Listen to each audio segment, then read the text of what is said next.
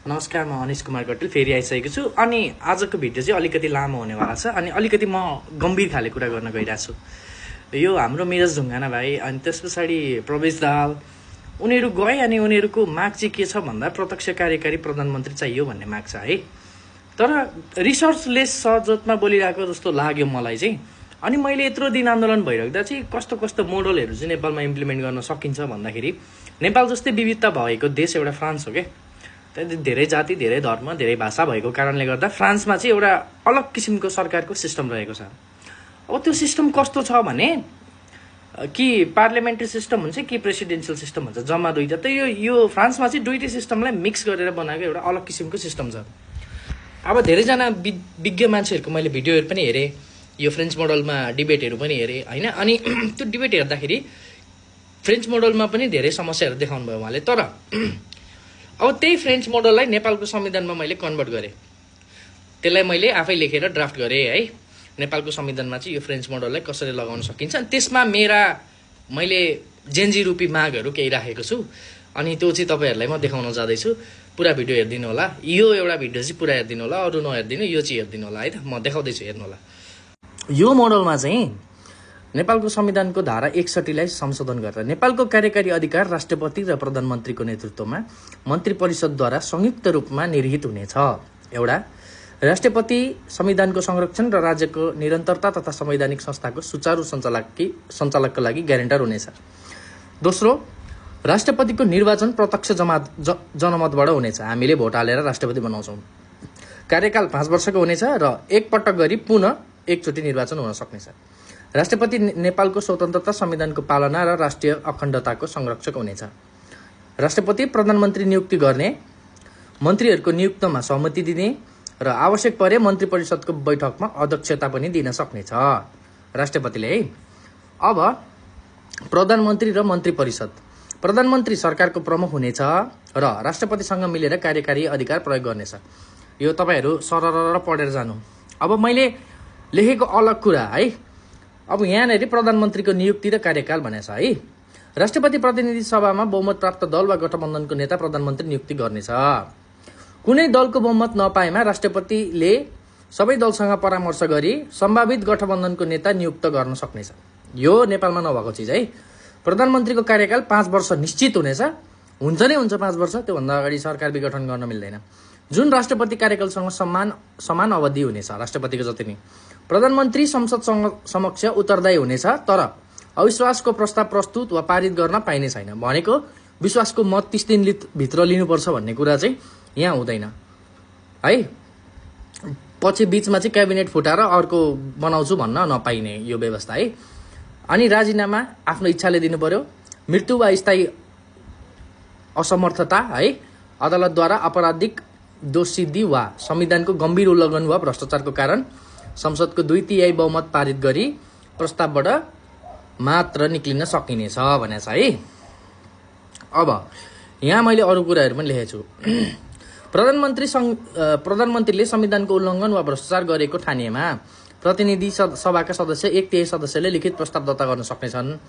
यो सबै कुरा पढ्नु होला। अब अर्को कुरा, गम्भीर कुरा, यो अध्यादेश सम्बन्धी विशेष कुरा है।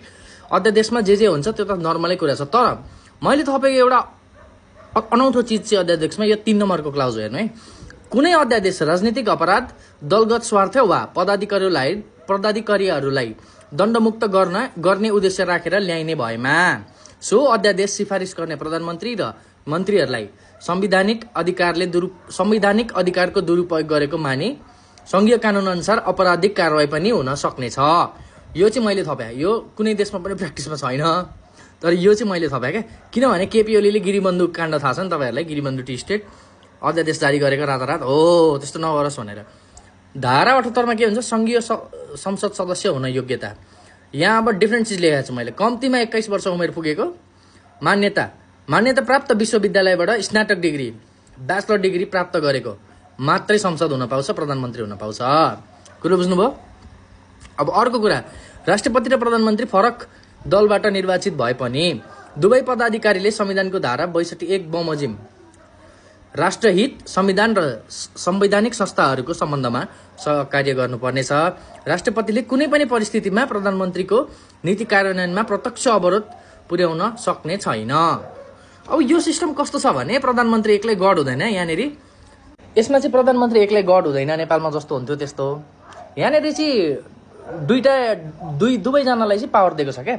राष्ट्रपतिले पनि केही पावर दिएको छ, प्रधानमन्त्रीले पनि केही पावर दिएको छ। जस्तो अहिले हाम्रो नेपालको चाहिँ राष्ट्रपति भनेको नोमिनल हेड मात्र हो, उसको खासै केही पावर छैन, भनेको एउटा स्ट्याच्यु जस्तो मात्रै हो। उसले कानुन पास गर्ने फेल गर्ने मात्र काम गर्छ। तर यो जुन मैले लेखेको यो ड्राफ्ट छ, यो फ्रेन्च मोडललाई अलिकति परिमार्जित गरेर लेखेको यो कुरा, अनि यो चिज चाहिँ यदि इम्प्लिमेन्ट गर्न सक्यो भने चाहिँ हाम्रो माग पनि फुलफिल हुन्छ, संविधान पनि मार्नु पर्दैन हामीले। यो चिज चाहिँ हामीले संशोधन गर्नुपर्छ। अब कसरी संशोधन गर्नुपर्छ भन्दा अब धेरैजना वरिष्ठज्यूहरूले अध्यादेशबाट संशोधन गर्न सकिँदैन मान्य सदस्यहरू।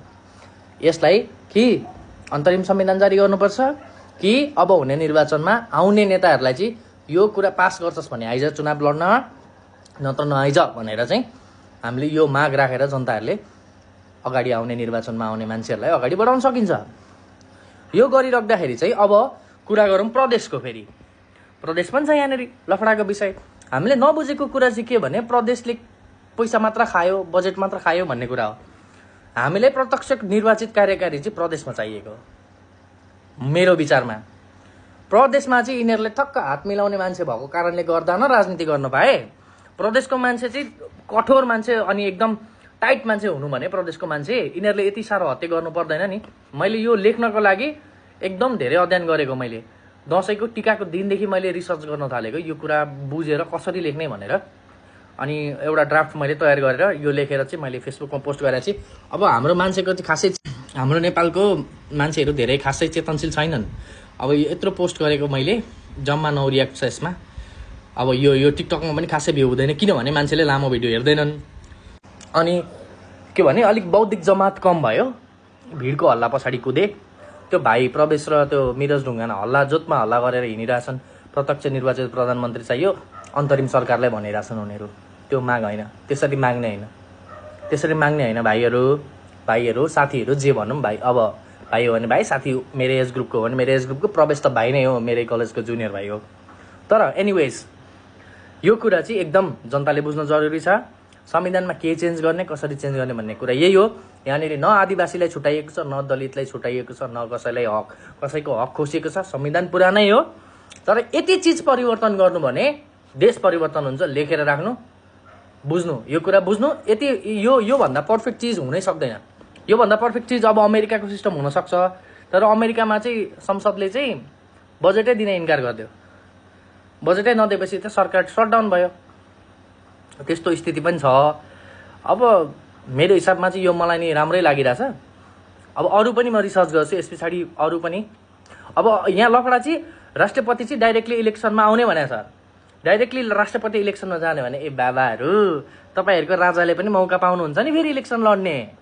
डाइरेक्टली राष्ट्रपति बन्न सक्नुहुन्छ उहाँ पनि। कुरो बुझ्नु भयो नि राजावादी साथीभाइहरू। हेर्नु होला यो भिडियो पुरा हेर्नु होला है, बुझ्नु होला भन्दै नमस्ते गरेर बिदा गर्न चाहन्छु।